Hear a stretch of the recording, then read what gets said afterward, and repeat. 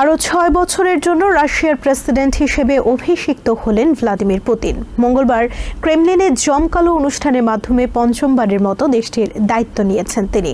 শপথ অনুষ্ঠানে পুতিন বলেছেন, রাশিয়া গৌরবের সঙ্গে এই কঠিন সময় পার করবে এবং আরও শক্তিশালী হবে।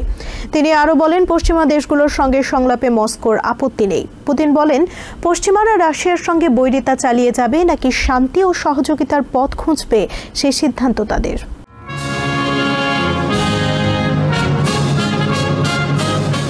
এটিকে অভিষেক বললে অনেকের কাছে বিভ্রান্তিকর মনে হতে পারে, কারণ এটি তার জন্য প্রথমবার কিছু নয়। এটি প্রেসিডেন্ট হিসেবে পুতিনের পঞ্চম মেয়াদের সূচনা। ক্রেমলিনের এই অনুষ্ঠান এখন রাশিয়ার নেতার রুটিনের অংশ হয়ে দাঁড়িয়েছে। রাজনৈতিক প্রক্রিয়ার চেয়ে অনেক বেশি আনুষ্ঠানিকতায় পরিণত হয়েছে।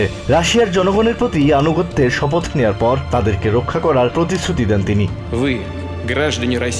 রাশিয়ার নাগরিকরা নিশ্চিত করেছেন যে আমাদের দেশ সঠিক পথে রয়েছে। এই মুহূর্তে এটি অত্যন্ত গুরুত্বপূর্ণ। এছাড়া পশ্চিমাদের জন্য বার্তাও দেন পুতিন। রাশিয়াকে একটি নির্ভরযোগ্য এবং সৎ অংশীদার হিসেবে দেখে এমন সব দেশের সাথে সুসম্পর্ক জোরদার করার জন্য আমাদের দ্বার খোলা রেখেছি এবং তা অব্যাহত থাকবে।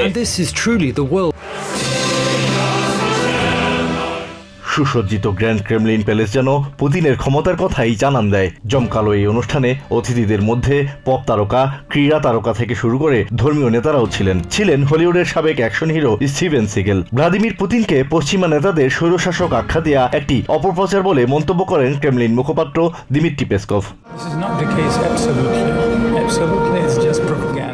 তিনি দাবি করেন, রাশিয়ায় সক্রিয় বিরোধী দল রয়েছে। জোসেফ স্টালিনের পর রাশিয়ার সবচেয়ে দীর্ঘমেয়াদী শাসক হিসেবে দায়িত্ব পালন করতে যাচ্ছেন পুতিন। প্রায় 25 বছর ধরে ক্ষমতায় রয়েছেন তিনি। পুতিন তার সবশেষ মেয়াদে ইউক্রেনে অভিযান শুরু করেন। রুশ সাংবাদিক আন্দ্রেই কলেসনিকভ মনে করছেন, পুতিন সহজে তার পদ থেকে সরে যাবেন না।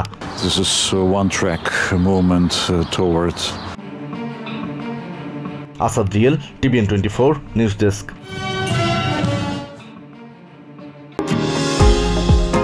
নিউ ইয়র্ক থেকে সম্প্রচারিত টিভিএন 24 টেলিভিশন বিশ্বজুড়ে বাঙালির কণ্ঠস্বর।